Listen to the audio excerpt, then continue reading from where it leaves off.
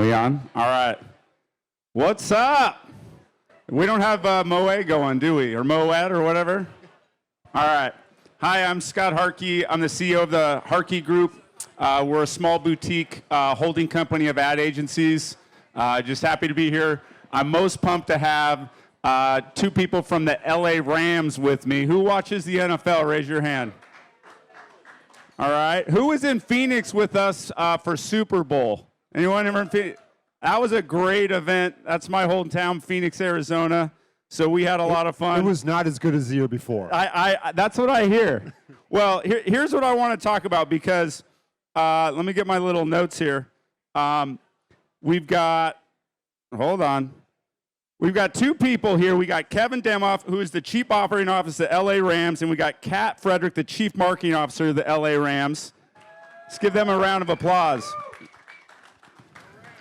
Okay, so the Cronkies, as you guys may or may not know, they own like everything, okay, in every sport.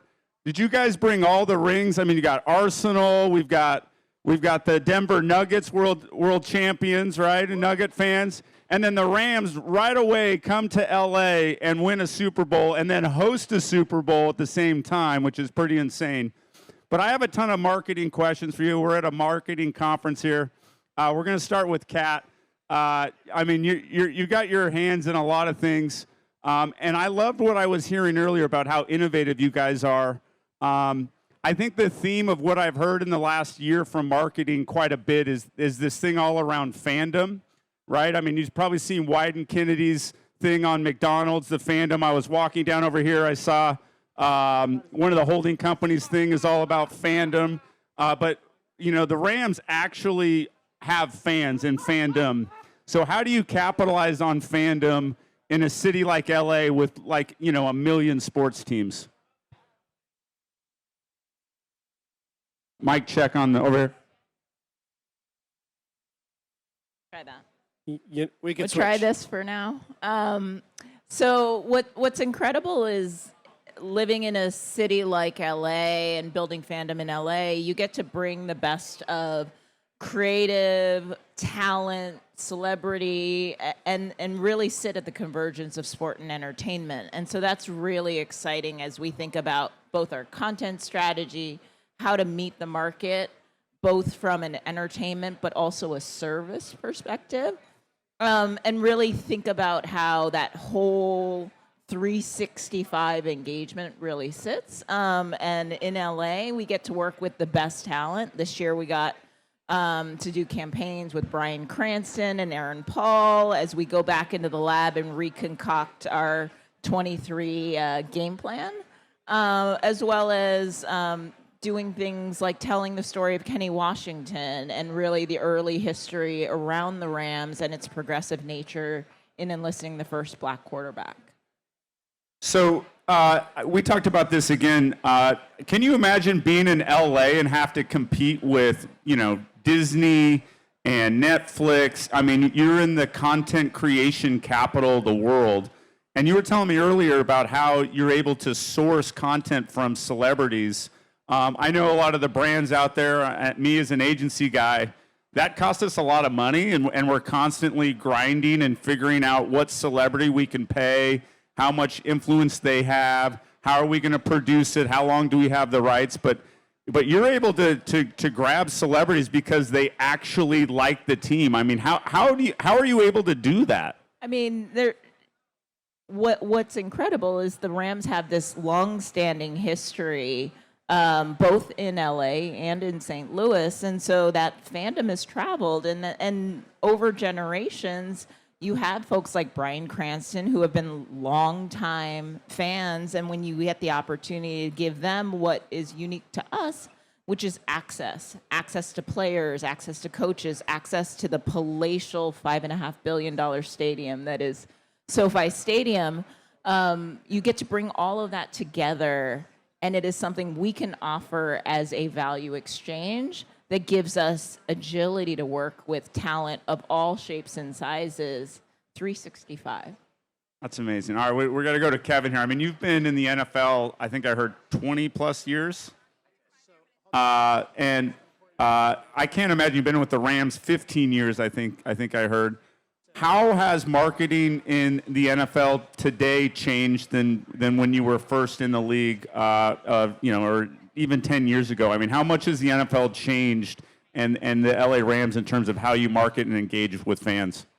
Well, I think if you went back 10 years ago, teams didn't market. They just, it's a different product. People know when we play. We play Sunday afternoons.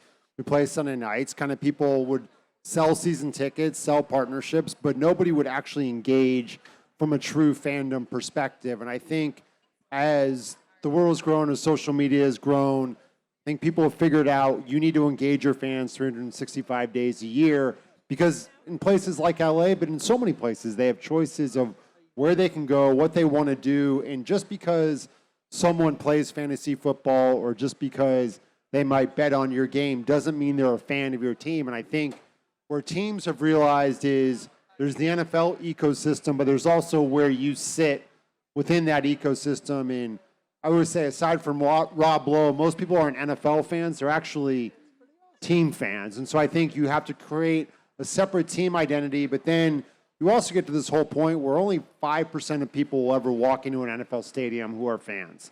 So how do you spend time for the 95% who are never going to walk in your stadium to really make sure they're engaged to grow your fan base globally? What do you think? Question for both of you. What can other marketers learn from you guys as the Rams or the NFL in general? I mean, Kat, I know you came from Live Nation, so you brought an outside marketer's perspective. But what can we learn as brand marketers from the NFL and from the Rams? I mean, I think absolutely over time, fandom has changed, as Kevin said. As stuff has moved from league level around the love of football to the love of a team, whether it's sports betting, whether it's fantasy, people follow players. And so how do you really expose, and I think this has been true in artist marketing, the other dimensions of that player? How do you tell the story about how Matthew Stafford is a girl dad of 4 and really expose sort of who they are as a brand, what drives them as people, so that people feel like they understand the whole person and not just QB1 on Sundays? Is that why, the NFL is certainly at a disadvantage, I feel like, compared to other sports leagues, because they have their helmet on, right? And, basketball, baseball, who these people are. Have you and the NFL made more of a conscious effort? How you see, the illustrations on the game now? How do you get those deeper stories player by player without losing maybe the team aspect of the game? I mean, I think it all rolls together. You have to think about these individual stories, and a lot of that is listening to our fans. What stories do they want to know more about? As you hear, everyone's curious about where Stetson's going to go. Everyone wants to know how's Kobe and DK in the secondary. What are their stories? Where did they come from? We have a guy on the roster that we just drafted that, took a stint working at the Dollar General before, making it into the league. These are incredibly powerful stories. Also down, as we think about the hearts and minds of the next generation of fandom, part of it is to inspire that this game, you can dream big and you can make it to the NFL, even if that isn't a straight line from A to B.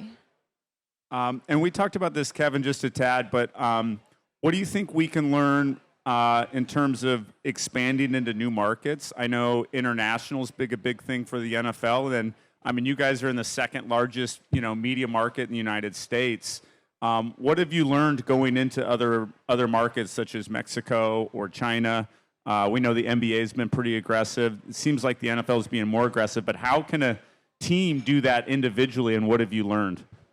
Well, I think from a team perspective, you want to start to grow fans globally. And the one place where the NFL struggles is every other sport is a global sport that's played. Even if you think in North America, the best players in every other sport are foreign. You look at basketball, has Nikola Jokic and Joel Embiid. Baseball has Shohei Ohtani. You go into hockey, most of them are Canadian, Connor McDavid. The NFL is only played in the U.S., so you have to find a way.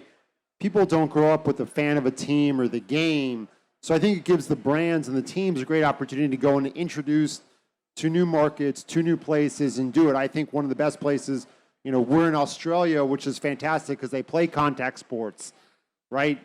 They are used to team contact with Australian rules football and rugby, where it's harder in a place like China where we are, where they don't play contact sports to the same degree. And so I think you learn each market the same way you learn Los Angeles versus anywhere else locally. You try to, bits and pieces. It's harder. Europe has done great because the games can come on at night. But when you start to go to the Pacific Rim and the games are on middle of the night, Monday morning, Super Bowl Monday afternoon doesn't have the same ring as Super Bowl Sunday. So there's work to be done there. Let's go back to a crowded marketplace like LA, and a team that obviously moved there. How were you able to be so relevant so quickly with that market? How were you able to endear yourself to kind of an interesting market? Knowing LA a little bit myself. We spent a shit ton of money. Like a $5 billion stadium certainly helps. No, but when you look at, we built the world's greatest stadium, right? And we knew, to be in the entertainment capital of the world, that SoFi Stadium had to be the anchor of a great experience and bring the world's greatest events, be it the Super Bowl, college football playoff. We're going to host the opening, closing ceremonies of the 2028 Olympics, World Cup. When you look at WrestleMania, every great event has come to SoFi Stadium. And then we were really aggressive on the player front, making sure we had very visible, marketable players, that we made aggressive trades, that we built the brand very much to be a Hollywood star, entertaining brand. And also, quite frankly, that we built a team that played well on offense so that we would score points, so that people would follow us in fantasy football. They'd have Todd Gurley, Cooper Kupp. All of that was very intentional to capture attention right away, because even if you won in LA, which I think is the table stakes to being relevant, you have to do it in a way that's entertaining. People don't want a defensive, low-scoring team. They want a high-scoring, highly relevant team, and we built it that way, and we're fortunate enough to capitalize on it with the Super Bowl. One thing I think people don't think about, and I had a conversation with my friend who was with the Miami Dolphins for a long time, and they talked about, in terms of revenue, what F1 was for that team compared to just the team sales. And I think they said they did more revenue for F1 than all of their home game season that year when F1 came to Miami. What is that like, bidding on other sports at the stadium, and how much is that a priority? How do you balance that with your existing job of marketing the main thing, of being the Rams? Is that come up a lot? Is that something that's part of the business plan that you think about? Kevin, I'd be curious, these mega events now, especially in a city like LA, of course, and Vegas going to be having, Super Bowl next year. Is that a distraction? Is that just part of the thing? I'm just curious, how that all fits into the business plan. No, I think it fits exactly in. And it's interesting because Vegas, you're in Phoenix, right? Phoenix was the only stadium anywhere on the West Coast worth a salt. Then Levi Stadium gets built in San Francisco. We build SoFi Stadium. Vegas builds Allegiant. And all of a sudden now, the Super Bowls in 2022, 2023, 2026 will be on the West Coast. We're hopeful to get 2027. The West Coast has become more of an epicenter when you look at soccer events and WrestleMania, and all of those things have come west. But I think when you're building a brand like the Rams, and you're building a brand like SoFi Stadium, the world's events have to be there. And people want to be in Los Angeles. That's a market that the brands want to be in. It's a market the leagues want to be in. But ultimately, you want people to associate the world's greatest sporting events with the world's greatest stadium. And in Los Angeles, where you didn't have the ability to host those events previously, it was a very big deal. When we designed SoFi Stadium, one of the first questions people asked is, why did you put a roof on it? And the answer was, we want to be able to host every event in the world, but not just sporting events. We would love to host the Academy Awards, the Grammys, some of those things that are necessary. And, you can have rain on a Super Bowl Sunday, not good. You can have rain in a World Cup. You can't have rain during the Academy Awards. You can't have rain during the Grammys. And so I think for us, the more we could associate world-class events, international events, entertainment events that aren't just there. We have Taylor Swift playing 5 shows, right? So you think about her whole tour ending with 5 shows in LA, puts kind of that hallmark on it. And look, ultimately, our stadium sits in the flight path, #1 destination from Asia, #2 from Latin America. It's the first thing you see when you land in Los Angeles, and it's got an LED canopy roof where we can stream ads and content. That has to be something that's world class. What do you think people can learn for where brands have got it wrong in the last 12 months? I don't think we've seen brands be highlighted more than ever where it goes wrong. Is that something you think about, and is that something that from an audience that is as powerful as you guys have, is it something that's talked about, or how do you avoid that? How do you evolve in this world right now? I mean, it's kind of a weird question, but I'm curious. You hire someone like Jen Prince. Where's Jen? She's right there. Say what's up to Jen. Yeah, and so I mean, I think what I love about Jen's philosophy around partnerships in general is that we partner with purpose. We're thinking about the outcomes that are truly aligned, the brand values, the objectives. And so when we think about, hey, we have the most incredible stadium, why wouldn't you premiere the Black Adam trailer at our halftime show and be the epicenter of entertainment at large? And so you think about those opportunities, and you think about the deliberation and the intentionality that we think about these partnerships, whether it's SoFi, Verizon, whatnot. And it gives us access to the most incredible partners who are thinking progressively about what it means to meet that fandom with great value, great entertainment, and a long-term relationship. This is not sort of transactional partnerships at play. What's been your favorite sports activation that you've seen? Kevin or Kat can jump in on that one. I think what we were able to do with folks like Dapper at our Raiders game and really kind of create a fully immersive, both one-to-one experience, but one that could be celebrated by the entire bowl. That, to me, feels really special of an evening, and let alone you get folks like Baker Mayfield lighting up LA at night. Feels pretty great. How daunting is it about the amount of social content and social shit you have to do on a daily basis with a brand like the Rams? I'm sure there's stories everywhere. I'm sure you have a giant in-house team. Does it keep you up at night, the amount of social content and just content in general that you have to create on a day-to-day basis? From a production end, absolutely. Yeah. But from an engagement standpoint, the more passionate the fandom, the more signals that you're getting right. Whether it's passion in a good way or passion like step up your game, I think ultimately both of those are still signs of true engagement. And as that continues to proliferate, we've got to meet those moments and really serve those fans. And social is sort of minute by minute. And so you have to think about what stories we can tell and what stories they want to hear. I think the advantage of the sports right now is the players now have grown up with social.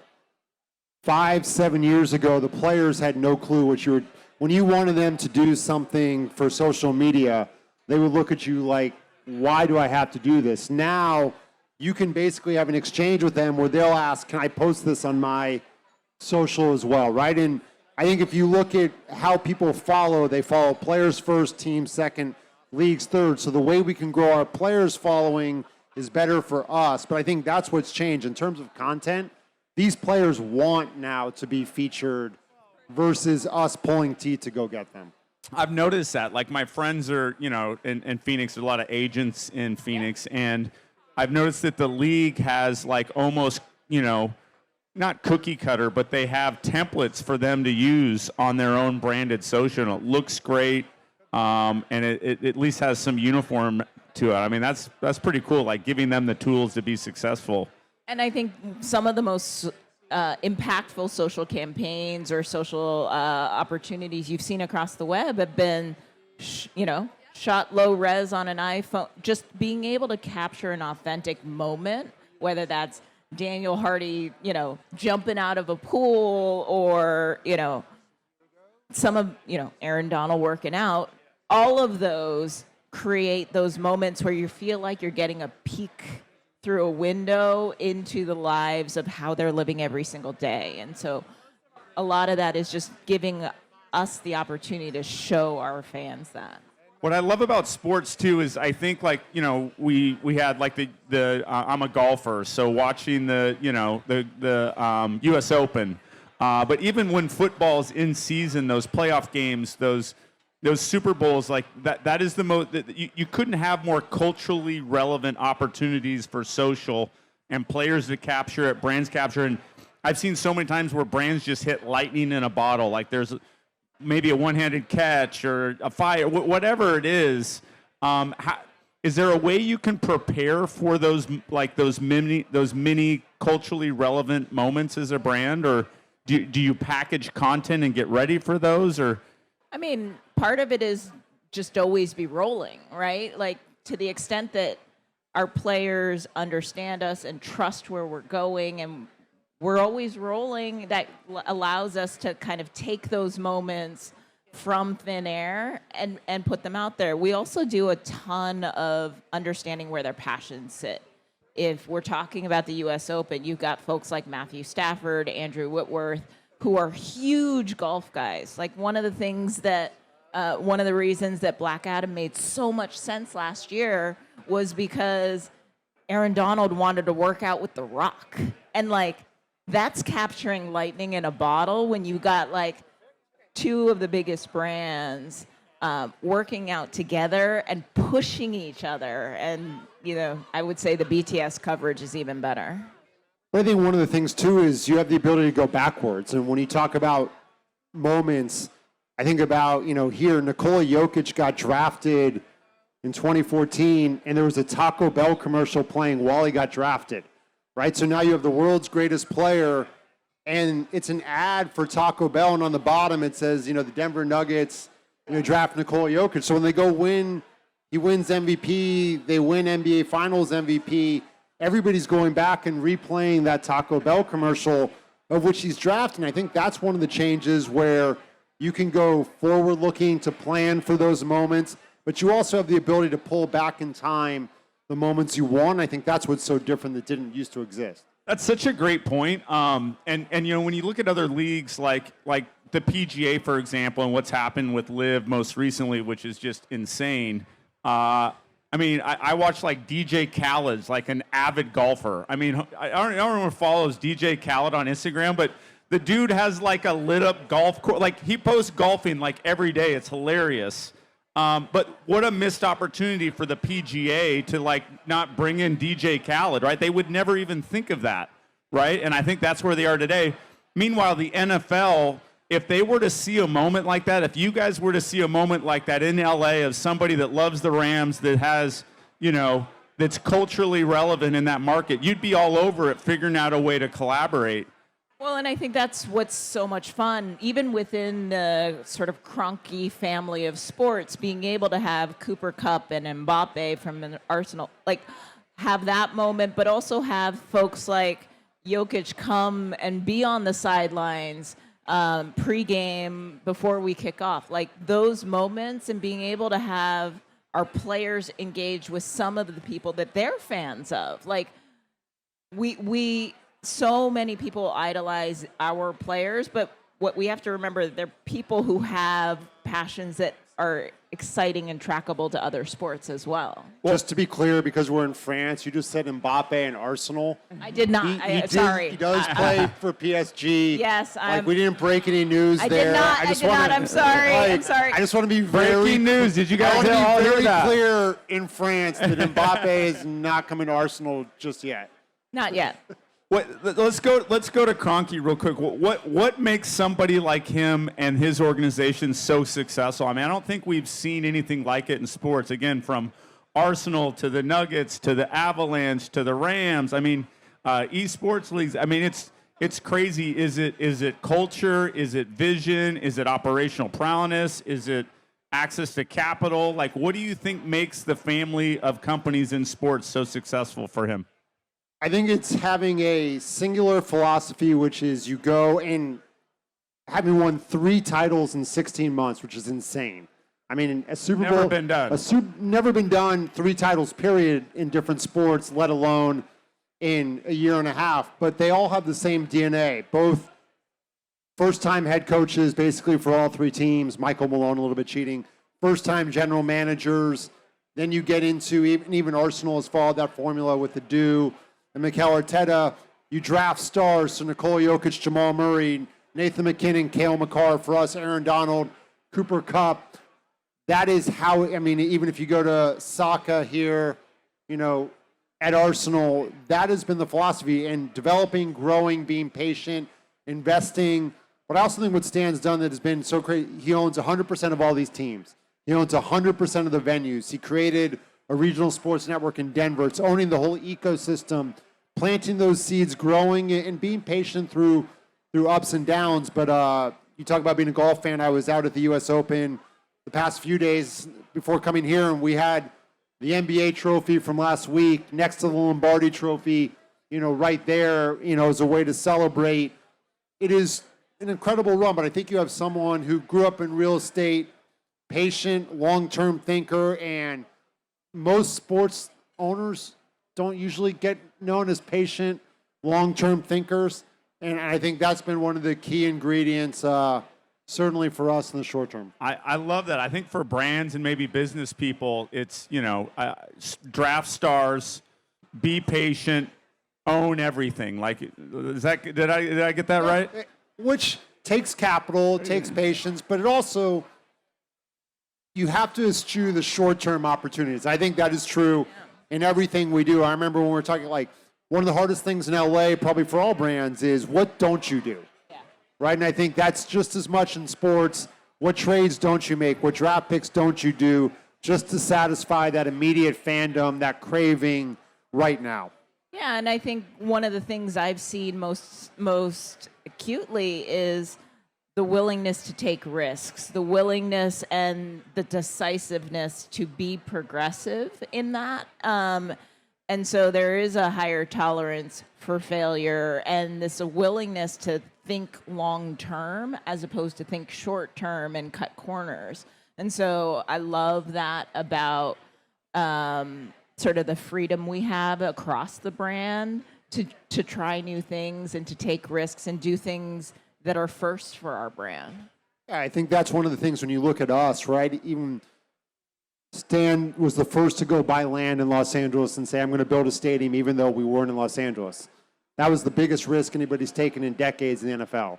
He then took the next biggest risk. He hired a 30-year-old head coach, you know, which had never been done in any league. Turns out to become one of the best coaches. I think when you have an owner who's willing to take those kind of risks and back you up when you do it, I think for any business brand, that is the greatest thing to be able to work in because you know you're going to get to take some swings and you won't be penalized if you miss. I think that's a perfect send-off just for everyone at this. You know, I know we're going to drink a bunch and hang out a bunch, and we'll all be at the Carlton later, I'm sure. But, like, what's some nuggets that we can take away from? And I'm definitely going to take that away, which is take the right risks, especially in marketing and what we do. I think we get really conservative. And a lot of times we don't have the leadership to back us up when we're doing some crazy shit that, you know, ultimately pays off, like Kroenke's. So let's give both of these two a round of applause. That was awesome. I'm going to end on time. See that?